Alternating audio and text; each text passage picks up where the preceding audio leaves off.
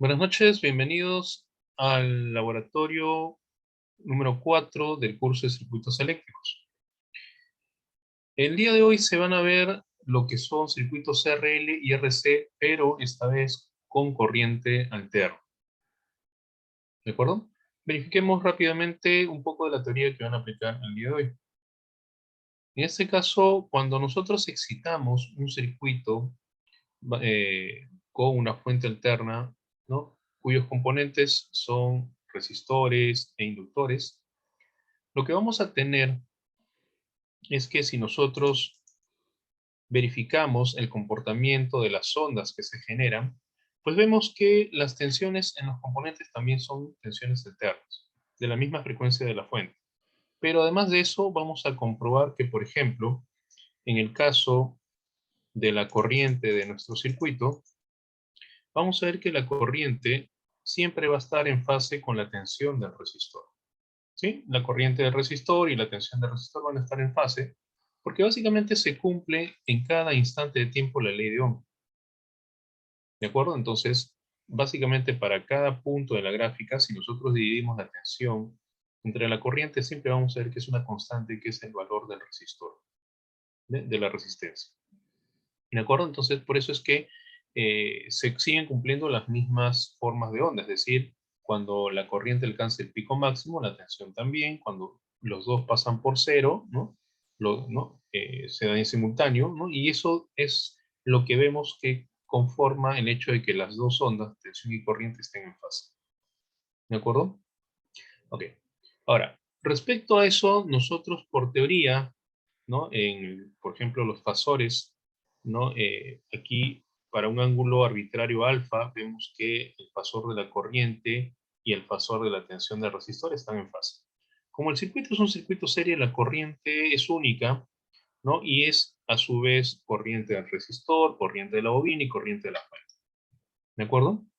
Entonces, para un inductor ideal, nosotros sabemos que la tensión está adelantada a 90 grados. Entonces, en el diagrama fasorial vemos que sucede algo como esto, ¿sí?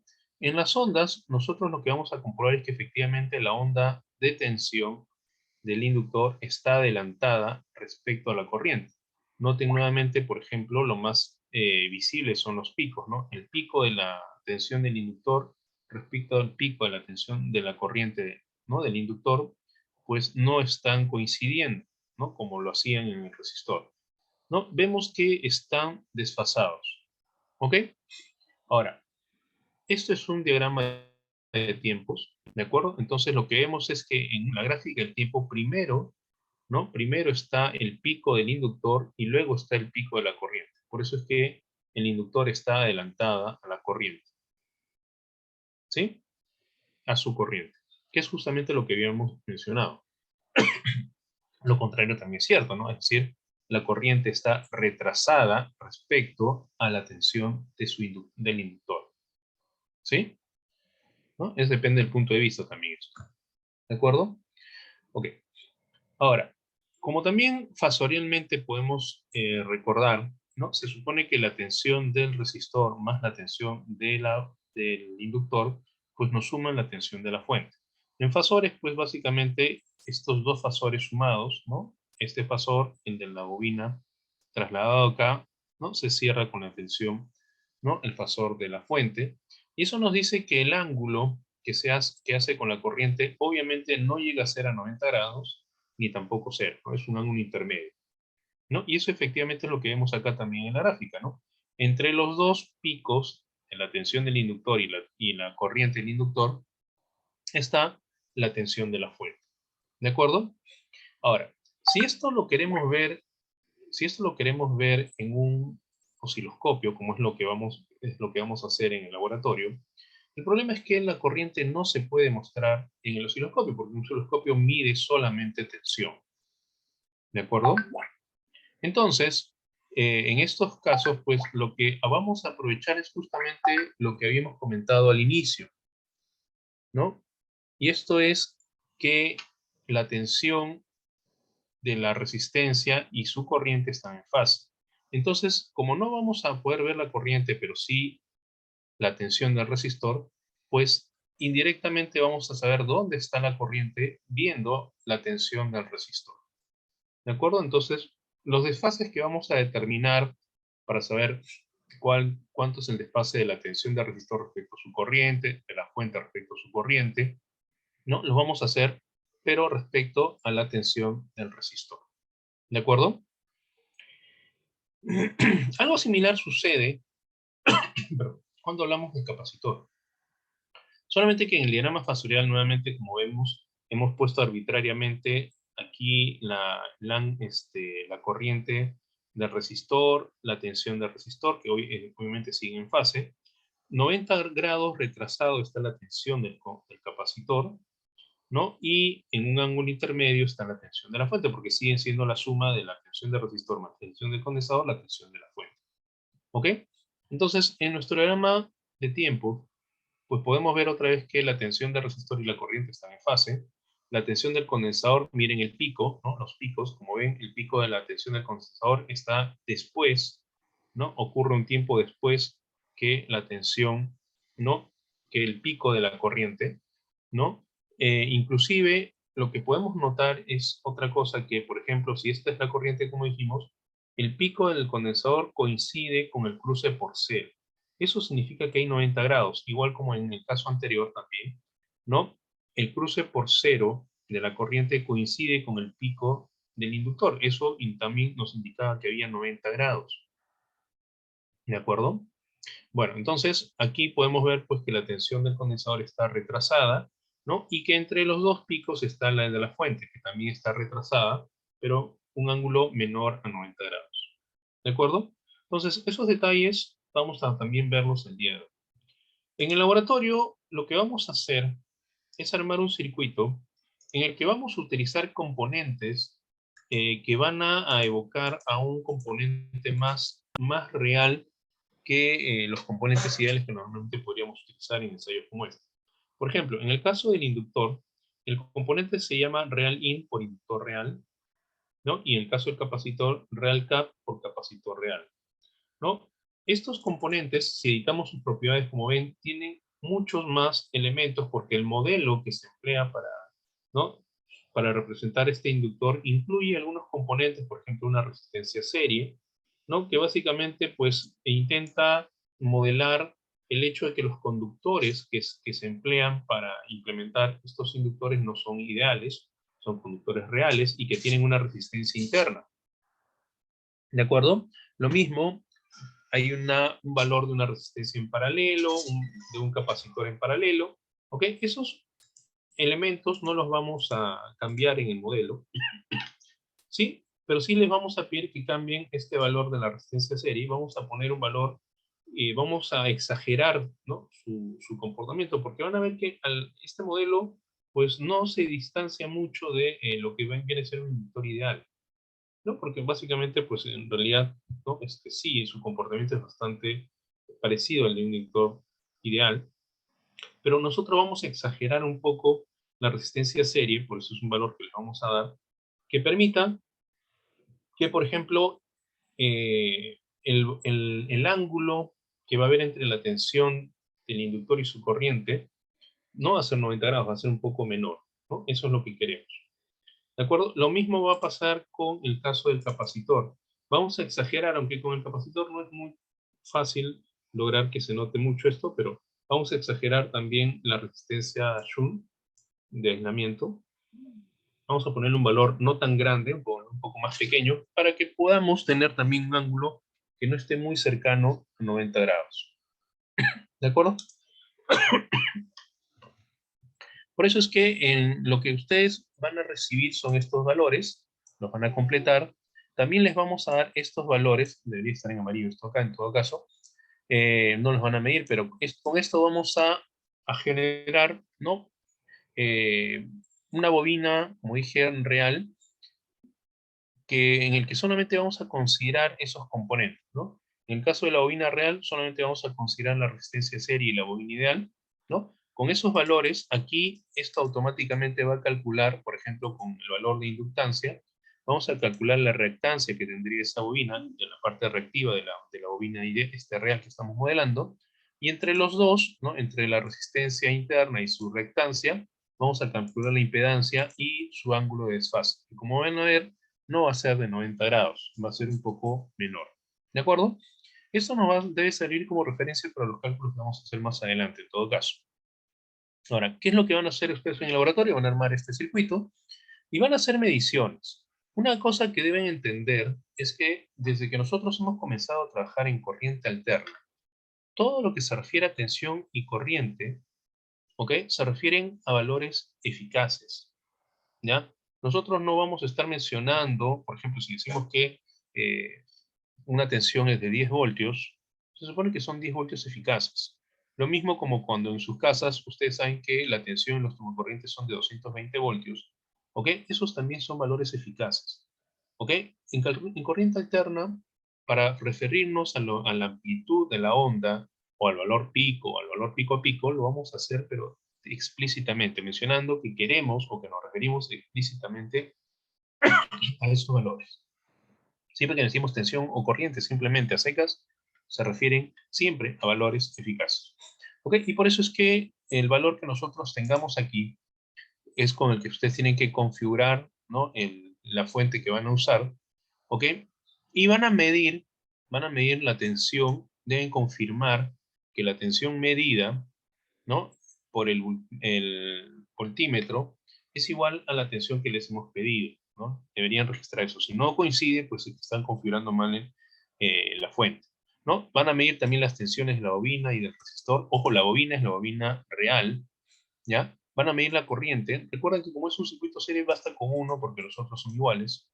Van a medir los desfases con un osciloscopio, ¿no? Como han visto en el video, van a poder tener las tres ondas en simultáneo en la pantalla del osciloscopio, y con eso deberían medir justamente los desfases, donde básicamente queremos establecer, ¿no? El ángulo que hay entre la tensión y su corriente en cada caso, ¿no? Ese es el ángulo de fase que queremos establecer aquí. Eso va a estar en unidades de tiempo, que luego ustedes tienen que calcular, nótense en la verde, tienen que calcular por esta relación para obtener el valor del desfase en grados, porque normalmente lo expresamos de esa manera, ¿no? 90 grados, 30 grados, 45 grados, etcétera, ¿no? Entonces, esto debería llevarnos a calcular esto. Luego aquí van a obtener las potencias, van a calcular potencia activa, potencia reactiva y potencia aparente. ¿Ok? Recuerden que la potencia activa, ¿no? No, no está aquí. La potencia activa se calcula como el producto B por I, ¿no? Por el coseno del ángulo entre tensión y corriente. ¿Ok? Aquí se los estamos mostrando. En todos los que están en celeste van a ver un ejemplo del cálculo que esperamos que ustedes hagan, porque de repente no están familiarizados con cómo se aplica eso en Excel. En Excel, como están viendo, ahí se está multiplicando la tensión por la corriente, ¿no? Está multiplicando la tensión por la corriente y por este ángulo, pero ojo, es el coseno de ese ángulo, ¿ok? Que está en grados, pero el coseno en Excel se debe calcular en radianes. Por eso es que vamos a hacer la conversión a radianes multiplicando por pi y dividiendo entre 180. ¿De acuerdo? ¿Sí? Entonces, eso es para calcular la potencia. La potencia reactiva se calcula de una manera similar, solamente que ahora se utiliza el seno. Ojo que aquí la función seno se escribe tal cual, seno, ¿no? Coseno no es coseno, sino cos nada más. Seno es seno, por eso es que queríamos mostrar eso. Nuevamente, el argumento del seno debe estar en radianes, por eso hay que hacer una conversión. Y la potencia aparente se calcula por el producto tensión por corriente nada más. Entonces, con esto como referencia, pues calculen los otros dos casos que faltan, ¿no? El factor de potencia es el coseno del ángulo, ¿ya? Es el coseno del ángulo, ¿ok? Nuevamente, si es el coseno, el ángulo tiene que estar en radianes, ¿ok? También se puede calcular como el cociente potencia activa entre potencia aparente. Cualquiera de los dos nos permite calcular eso, ¿ok? Dependiendo del valor que ustedes coloquen acá, se va a determinar si la tensión y la corriente están en adelanto, en atraso o están en fase, ¿ya? Automáticamente. Aquí se está calculando la potencia de la fuente de una manera alterna, ¿no? Asumiendo lo que ustedes ya han visto en clase, ¿no? Que en el caso de las potencias activas sí se pueden sumar escalarmente. Es decir, la potencia de los componentes, que son en este caso bobina y resistor, se pueden sumar, ¿no? Y debería darnos la potencia de la fuente. Por eso debería salirnos la potencia activa de la fuente, lo mismo aquí. Y acá vamos a calcular el porcentaje de error que hay entre estos dos valores calculados. La potencia reactiva también se debe calcular de la misma manera, como la suma de la potencia reactiva de la bobina y del resistor, ¿no? Eso lo estamos calculando automáticamente acá. ¿Ok? Y aquí la potencia aparente, ojo, la potencia aparente no se suma, no es la suma de estos componentes, porque la potencia aparente tiene, y eso es algo que me olvidé revisar con ustedes, tiene ángulo, ¿no? En el caso de las potencias, no olviden, este es el triángulo de potencia, ¿no? La potencia activa se grafica horizontalmente y la potencia aparente verticalmente, perdón, no, la potencia reactiva, perdón, de manera vertical, considerando que arbitrariamente, en todo caso, porque la potencia reactiva de los inductores es positiva y de los capacitores es negativa. Por eso es que al graficar la potencia reactiva puede ir hacia arriba o hacia abajo, ¿no? Y si hay que sumar, pues se restan esas dos potencias, eventualmente, ¿no? Y estas potencias forman un triángulo rectángulo que está formado por la potencia aparente, ¿no? Este ángulo, como dije, es el mismo ángulo que hay entre tensión y corriente, por eso es que como la potencia activa se calculaba, como dijimos, B por I por el coseno, la potencia reactiva B por I por el seno, y la potencia aparente solamente B por I. ¿Ok? Pero esto que puede ser para un componente, también puede ser para todo un circuito, y como decíamos, las potencias activas se pueden sumar, las potencias reactivas se pueden sumar, pero la potencia aparente, como tiene ángulo, ¿no? Tiene que calcularse en todo caso en base a los componentes totales en el triángulo rectángulo. Y es lo que estamos haciendo aquí, ¿no? Aquí estamos calculando en base a estos dos valores que ya tenemos, ¿no? Aplicando Pitágoras. Bueno, en la segunda parte lo que ustedes van a hacer es editar este diagrama fasorial. Noten que el ángulo, esta es la tensión del resistor, la tensión de la bobina, esto no va a ser 90 grados, va a ser un ángulo inferior, ¿no? Y con eso ustedes deberían poder calcular los componentes, ¿no? Resistivo y reactivo para la bobina, y eso hay que calcularlo con este ángulo, ¿no? Hay que completar ese diagrama fasorial y ponerlo aquí, pegarlo acá, y armar los fasores, ¿ya? Hay que armar los fasores, ¿ok? Este que es un error, se ha quedado un valor, pero en todo caso como ejemplo, ustedes deben colocar el valor que corresponda,